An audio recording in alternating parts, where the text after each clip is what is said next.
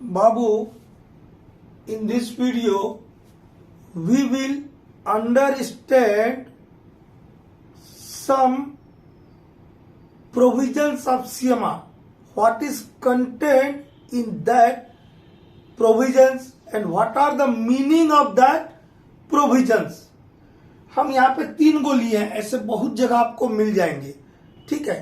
तो इन प्रोविजंस का क्या मीनिंग है, क्यों दिया है। कई बार आप पढ़ते ओवरमैन और अदर कॉम्पिटेंट पर्सन, सरदार और अदर कॉम्पिटेंट पर्सन, वैसे रेगुलेशन 75 में दिया है।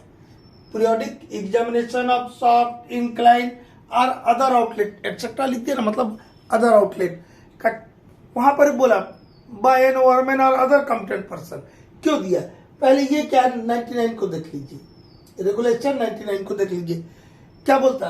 It shall be the duty of the overman और other competent person to examine carefully the state of haulage and travelling roadways, ऐसा बोलता ना, वंस इन एवरी 7 days। क्या बोला कि हर 7 दिन में एक बार, कम से कम एक बार, वंस इन एवरी 7 days, 7 दिन में कम से कम एक बार ओवरमैन या अन्य कॉम्पिटेंट पर्सन हालेज रोड की स्थिति और ट्रेवलिंग रोडवे की स्थिति की जांच करेगा, एग्जामिन करेगा। क्या बोला, हम क्या चीज बताना चाह रहे हैं, आपको रेगुलेशन 99 नहीं बता रहे, वो तो 1000 बार बता दिया। हम यहाँ ये वर्ड का मीनिंग समझाना चाह रहे हैं।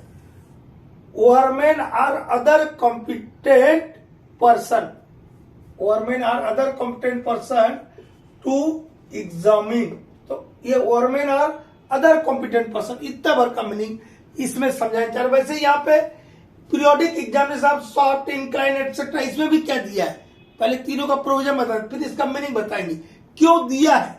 जब ओवरमैन लिख दिया, फिर अदर कॉम्पिटेंट पर्सन काहे लिखा बता रहे।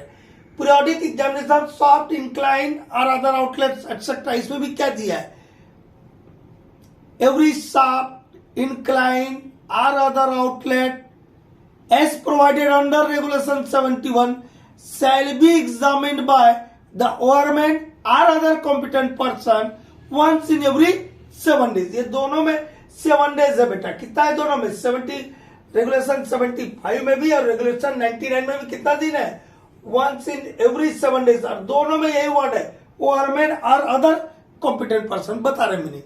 ऐसे रेगुलेशन 1 to 9 का सबरेगुलेशन 1 है, ठीक है। ये क्यों बता रहे, इसका भी रीजन बताऊंगा।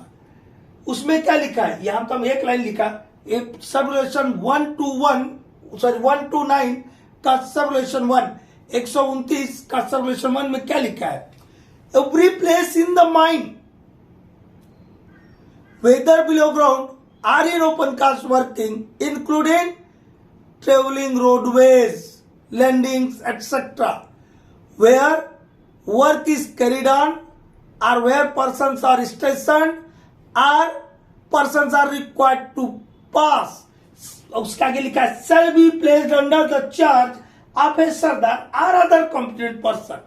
क्या बोलता है 129 का सबरेगुलेशन 1 की चाहे आपका अंडरग्राउंड माइंस हो, चाहे ओपन कास्ट माइंस हो, ठीक है, जिसमें कि लैंडिंग, ट्रेवलिंग रोडवे सब शामिल होगा, her at every place in the mine, आपका अंडरग्राउंड माइन का सब भाग, ओपन कास्ट माइन का सब भाग, जिसमें ट्रेवलिंग रोडवे, लैंडिंग सब शामिल है, जहां पर काम हो रहा है या जहां से आदमियों को गुजरना है या जहां आदमी रुकते हैं, वो सारी जगह पर all parts of the mine में उसका कोई भी भाग जो होगा माइन का shall be placed under the charge of a सरदार और अदर कॉम्पिटेंट पर्सन, ठीक है।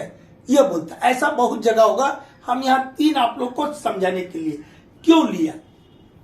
इसमें क्या करना बेटा, अब 99 को पहले इसी को देख लो, नीचे वाले माइन में कोई एक्सीडेंट हो गया, क्या हुआ, माइन में कोई एक्सीडेंट हो गया, इंक्वायरी आया तो मैनेजर क्या बोलेगा, सर सरदार नहीं था सर, हाँ इसलिए हो गया। तो डीजीएमएस लोग बोलता है कि आप ज्यादा रखिए, बोलेंगे सर मुझे रिक्वायरमेंट था 5 का, मैं तो 7 रखा था, लेकिन उसके बावजूद एक सीख में चले गए कि बेटी का शादी था, नहीं आया सर, क्या करे माई बाप। ठीक है, ये बोल के वो बचने की कोशिश कर, इसीलिए ऐसा ना बोले आपका मैनेजर, इसीलिए यहां डाल दिया provisions sardar or other competent person. यदि मानिंग सरदार आपके पास नहीं है, यदि आपके पास माइनिंग सरदार, ये 1 to 1 की बात करो मैं, सॉरी 1 to 9, 1 का है बोला जा रहा, 129 की बात करो उसका सर्वोच्च 1 के हिसाब से, क्योंकि सरदार का अपॉइंटमेंट रेगुलेशन 129 के तहत होता है। ठीक है ना, तो आपको सरदार नहीं है आपके पास, तो आपको अदर कॉम्पिटेंट पर्सन को ये सरदार की ड्यूटी देना है रेगुलेशन 129 के सब रेगुलेशन 1 के अनुसार। तो कॉम्पिटेंट पर्सन तो मेरा ऑपरेटर होता है, एसडीएल ऑपरेटर, सवेल ऑपरेटर, केबिल में, ओकरा दे दीजिएगा क्या? नहीं, जब भी ख्याल रखिए आप लोग पढ़े लिखल बच्चे हैं, कभी भी हायर पोस्ट को लोअर पोस्ट का काम दिया जा सकता है, लोअर पोस्ट वाले किसी भी व्यक्ति को हायर पोस्ट का काम लीगली नहीं दे सकते। तो यदि आप सरदार नहीं है तो आपका ओवरमैन है, ओवरमैन को दीजिए। ठीक है, और जब वो यहां पर काम करेगा रेगुलेशन 129 के तहत, तब वो ओवरमैन नहीं, he will be a mining sirdar, duties of mining sirdar उसके ऊपर लागू हो जाएगी। वो भी नहीं है तो आप किसी असिस्टेंट मैनेजर को रखिए। इसीलिए डीजीएमएस ने और सीएमआर ने आपको स्पेसिफाई कर दिया कि माइन का हर एक जगह, at every place in a mine, ऐसा चल होता है, every place in a mine whether below ground or in open cast working including landing, travelling roadways and where work is carried on, our persons are stationed, our persons are required to pass, shall be placed under the charge of a mining Sardar or other competent person। तो सरदार के under में रहेगा। यदि सरदार नहीं है तो किसी अन्य कॉम्पिटेंट पर्सन के अधीन रहेगा, लेकिन बिना उसके आप माइंस नहीं चला सकते, और यदि चलाया है तो only responsible person will be mine manager, colliery manager. वैसे यहाँ पे ये सब का, इंक्लाइन का, आउटलेट का 7 दिन में एक बार एग्जामिनेशन करना था, यहाँ पर भी ओवरमैन को करना था, दोनों में ओवरमैन लिखा है ना, लेकिन साथ में क्या जोड़ दिया, ओवरमैन और अदर कॉम्पिटेंट पर्सन। फिर वही बात है कि सर नहीं था तो क्या करते, तो नहीं था तो उसके बदले आपको रखना था, रखना है, इसीलिए डाल दिया कि नहीं है कोई बात नहीं, ओवरमैन नहीं है कोई बात नहीं, हमको जरूरत नहीं ओवरमैन का, इसीलिए उसे डाल दिया ओवरमैन और अदर कॉम्पिटेंट पर्सन, या कोई तो ओवरमैन से ऊपर वाले को रखिएगा, इससे नीचे वाले को नहीं। आपके माइंड में ओवरमैन ही नहीं है, हाँ मान लो कि ओवरमैन लोगों ने हड़ताल कर दिया है, ठीक है, या चुनाव ड्यूटी में सब चले गया, चुनाव में लगाता है ड्यूटी, चुनाव में सब चले गए, हड़ताल हो गया, तो माइंड में ओवरमैन नहीं रहेगा, तो क्या ये प्रोविजंस का पालन नहीं होगा? आपको प्रोविजंस का पालन तो करना है, सीएमआर है, कोल माइंस रेगुलेशन है, जिसको भारत के संसद ने पास किया है। तब आपको वहां पर कोई ना कोई अदर कॉम्पिटेंट पर्सन को अपॉइंट करना होगा इन रेगुलेशंस के लिए, इसीलिए ये अदर कॉम्पिटेंट पर्सन वर्ड डाल दिया है। अब एक बच्चा हम क्यों बताएं, हमको लगा कि आप लोग समझ गए होंगे या समझते होंगे। एक बच्चा इसी काम को कोट करके कल भेजा था दिन में, तो हम सोचा आज रात में कुछ कर दिया जाए बच्चों के लिए कि सर सरदार के अलावा भी कोई कॉम्पिटेंट पर्सन होता क्या? बोला कहाँ लिखा है? बोले 1 to 9 का सर्वेशन 1 में ना लिखा है। अरे मैं तो बोला बाबू फोन किया था, मैसेज किया, उसका फोन किया, मैं लिखा कॉल मी करके, तो बोले कि लिखा ना है सर सरदार और अदर कॉम्पिटेंट पर्सन।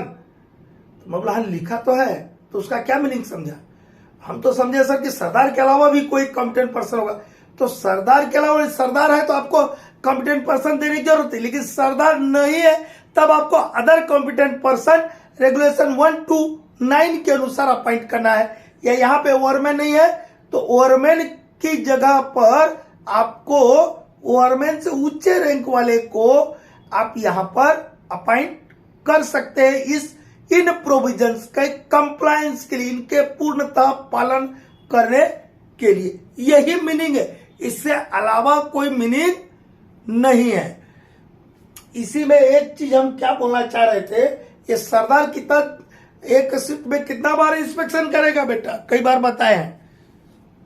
और मेरे टाइम पे उसका नंबर अलग था, एक बार पढ़ाते पढ़ाते वही नंबर बोल दिया तो एक दो जो होशियार चल रहते ना, वो बोला सर वो उसमें नहीं हम हो तो बोला पता है बेटा, अरे उतना बढ़िया से याद किया था हमारे जमाने में, इसलिए मुंह से निकल गया होगा।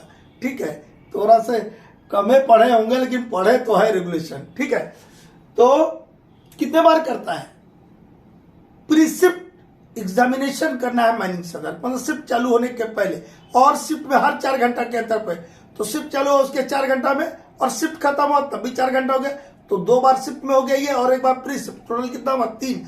कभी रिपोर्ट बुक को देखिएगा, नहीं बुझाता है कोई बता, सब बच्चा लोग 2 बोल रहा था, अरे 2 बोल रहा था, रिपोर्ट बुक देखा है कभी, अंडरग्राउंड में ट्रेनिंग करने गए हैं, अरे तो नेट से रिपोर्ट बुक निकाल लीजिए, वहां लिखिएगा देखिएगा, first inspection, second inspection, third inspection ऐसा लिखा रहता है। ठीक है, हिंदी में रहेगा तो प्रथम निरीक्षण, द्वितीय निरीक्षण, तृतीय निरीक्षण ऐसा लिखा रहता है। रिपोर्ट बुक जो गवर्नमेंट का रिपोर्ट बुक है उसके लिए भी बुद्धि नहीं है। बच्चा लोग बोल दिया, मतलब बच्चा बोल दिया अब थोड़ा बुझा गया। अरे जब बोल रहे हैं कि प्री शिफ्ट इंस्पेक्शन भी होता है, इसी 1 to 9 में बोला गया है, तो काहे नहीं अपना बुद्धि लगाते। बच्चा लोग बोल दिया तो बच्चा लोग बोल देगा तो वैसे ही कर लेगा। ठीक है, और हम तो जो व्हाट्सएप ग्रुप से जुड़े बच्चों को पता है कैसे ट्विस्टेड क्वेश्चन डाल देते हैं। यदि पूरा कॉन्सेप्ट क्लियर नहीं रहेगा तो नहीं लिख पाएगा, जवाब ही नहीं दे पाएगा। ठीक है, और जो बच्चा जुड़ना चाहते हैं व्हाट्सएप से, बहुत बार हमने नंबर भेजे हैं 8521807579, इस पे हमको कॉल कीजिए, मैसेज कीजिए, हम आपको जोड़ देंगे, उससे बहुत फायदा मिलेगा आप लोगों को। ये हो गया। और एक कोई और चीज हम बताना चाह रहे तो दिमाग से निकल गया, अगले वीडियो में देखते हैं।